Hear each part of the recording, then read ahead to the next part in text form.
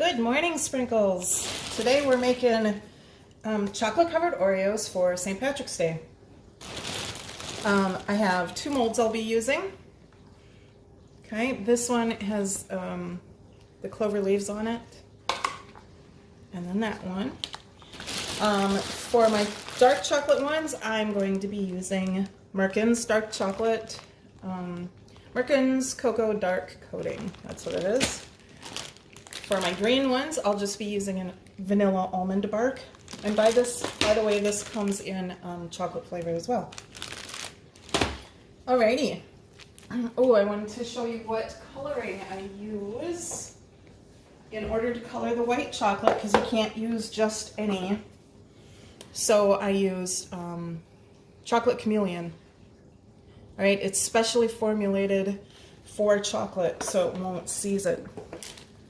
So in my piping bag here is just some of the white almond bark and a bit of the green food coloring. And you just add as much as you need until you get the color you want. Okay, my bag has been sitting for a second, so I have to, like, the end always hardens first because it's the narrowest, smallest part. Okay, so I melted the green in like a cup, right? And then transferred it to my piping bag. And I'm just filling in those indentations in the bottom of the cookie mold.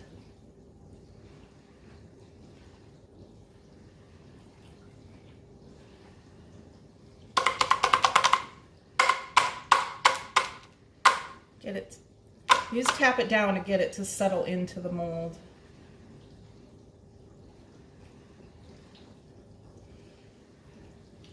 A little drizzle in there.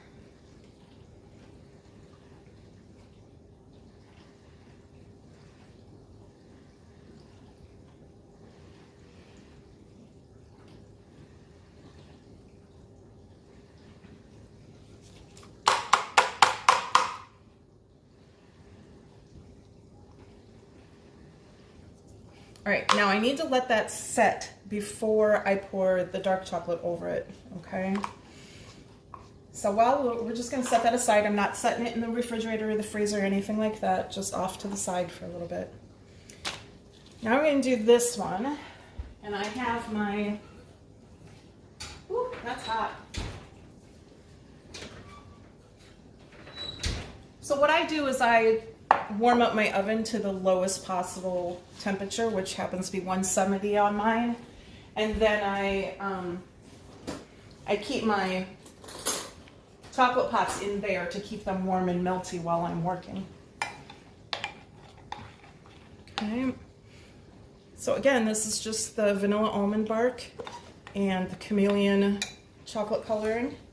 Okay, now these are super thick, and that is way, in my opinion, way too thick for a chocolate covered Oreo, okay? So I'm not gonna fill them all the way, which you don't do right away anyway. All right, I use one of my tablespoons and I just glop that into the bottom.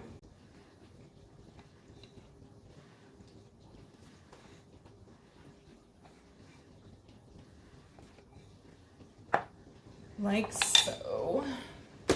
And now, just like we did with the other mold, you're gonna tap that down. So you can come a little closer here. All right, and then my Oreos. Now, you could do this with any cookie, you guys. It does not have to be Oreos. It's more important that the size is right to fit in your mold. But you know, Oreos come in like 1,000 different flavors now. So, it would be great if you could get the chocolate mint ones to do for St. Patrick's Day. Other favorites are like the lemon and birthday cake and all that good stuff. But then you can also just do this with chocolate chip cookies or graham cracker cookies, just whatever you like, you know? So I just plop those in there, and I'm giving them a little tap to set them into the chocolate that's there, but I don't want to push them all the way to the bottom. God, that thing is hot. That's one thing about keeping your containers of chocolate in the oven, is that keep in mind the container gets hot too. Okay, and I'm just doing another tablespoon over the top.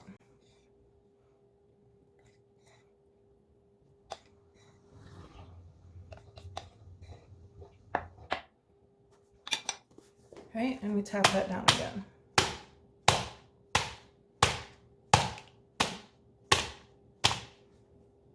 You want to keep tapping until all the air bubbles have come up the sides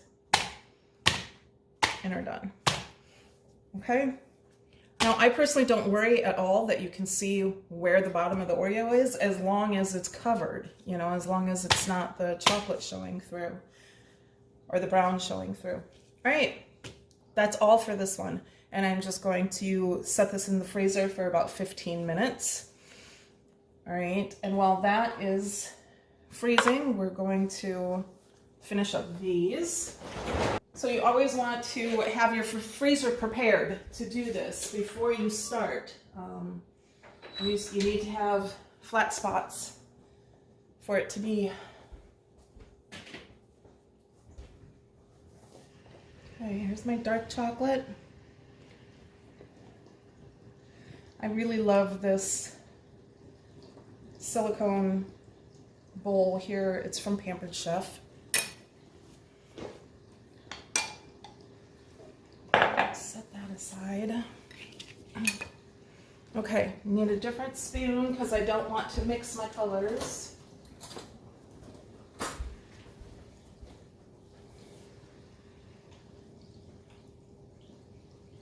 All right, same thing here, just going to do a tablespoon into each cavity.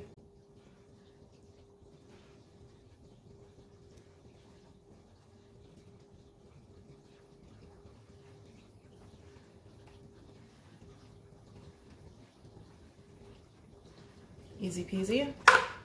Settle it. And you drop your Oreo in.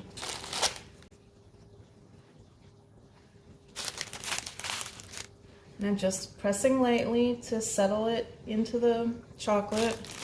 The chocolate does come up the sides just a little bit when I do this, and that's good.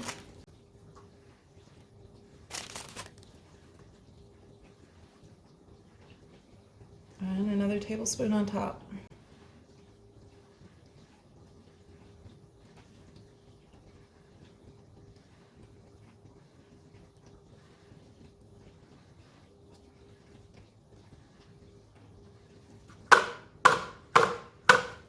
Let me tap it to settle it. We watch for air bubbles coming up the sides.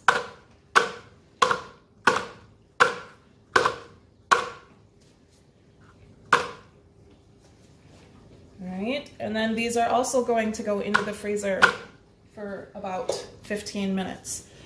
I'll be back momentarily. So here are the ones I made yesterday. Let's see how they came out. And I did a little drizzle and put a little sprinkles on those. And then these I just left the way they are because I think they're beautiful enough. So when I did color my chocolate, I made sure to make my bag a darker green than, you know, the full cookie part, so that you would be able to see that drizzle on those. So as a little bonus for you, we're also going to make some chocolate pops or chocolate suckers, whatever you want to call them. And this beautiful shamrock mold that I like to use. I gotta get my spoons.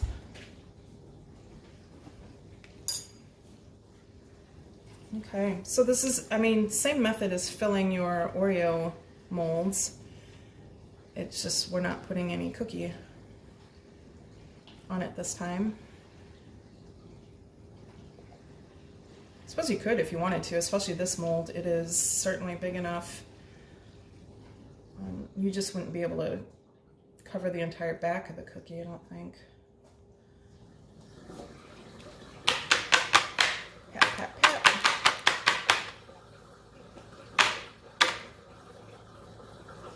So I actually want these to be two-tone. So again, what we're going to do is we're going to let those set up. So you just basically wait until the chocolate is no longer shiny on this side. Don't put it in the refrigerator or the freezer at this point, because then when you take it out, it'll condense, and then you'll have a moisture layer between your two colors and they won't stick together. So we'll give those a couple minutes. Okay, so our shamrocks are ready to be unmolded. I love silicone molds because they make this easy.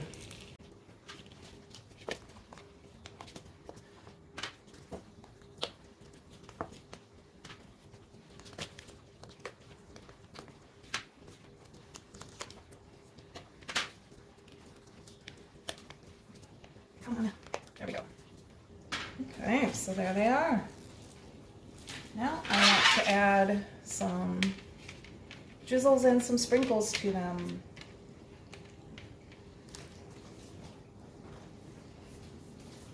Sprinkles. I rewarmed my drizzle bag so that it'll drizzle nicely.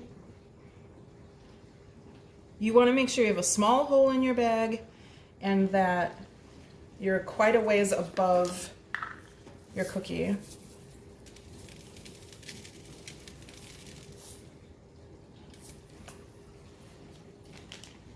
Okay, and you'll also notice that I am going way off the edges.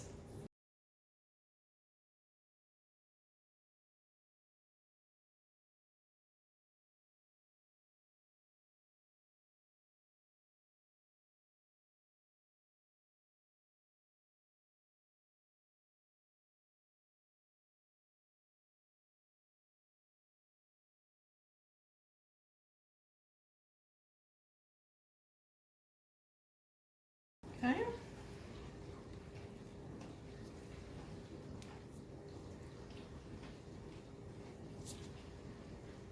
So there's your finished cookie. And the back side. All right, next we're going to do the chocolate ones that had the shamrock built into it. All right, here's our other mold.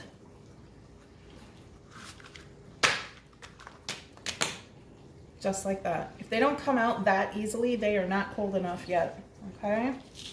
Look how pretty those are. Just love them. Alrighty, let's see if our suckers are ready to be worked on. There we go. So you can see how it's more of a matte finish now. They're not as glossy as when they were wet.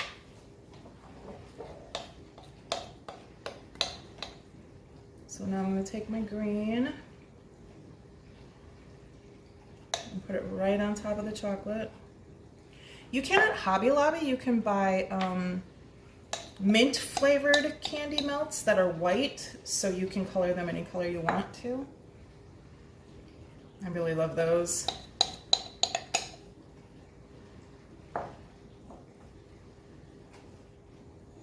Okay, and we're going to settle it again.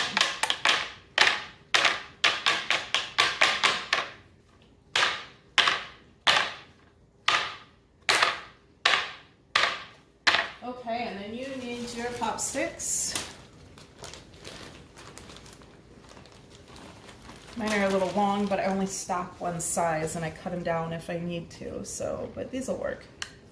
No, they won't. Gotta trim a little bit off.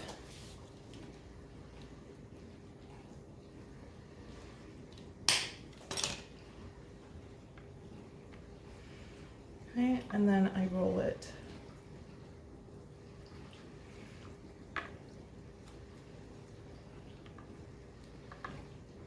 Kind of. There we go.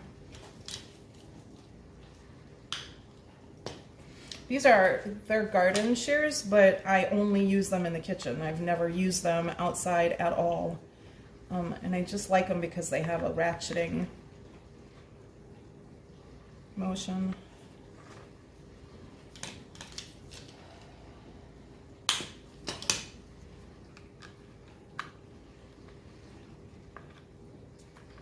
Go, that one twisted nicely. Why can't I get this other one too? The reason I'm twisting it is so that there's chocolate on the back of the stick too. It just helps it all hold together.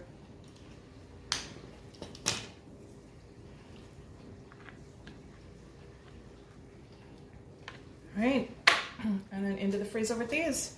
Okay, Our suckers have been in the freezer long enough. Now we're going to pop them out of their mold. So if they don't come out right away, you can give it a little flex and it should pop right out. There you go. How cute is that? This that got down on the stick, I can just scrape off. And it looks all pretty and perfect.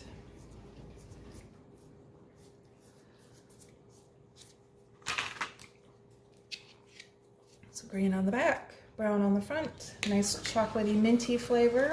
So one last thing you can do if you want to is take a little bit of gold dust and just kind of dry brush it over the high parts of your design.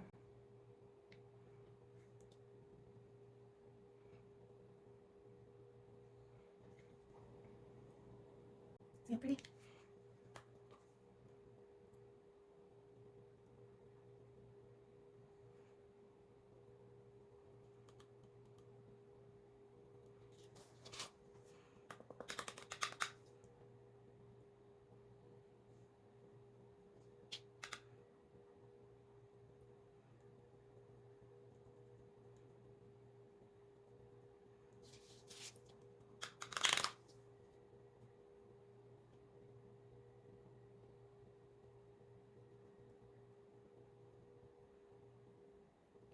All right.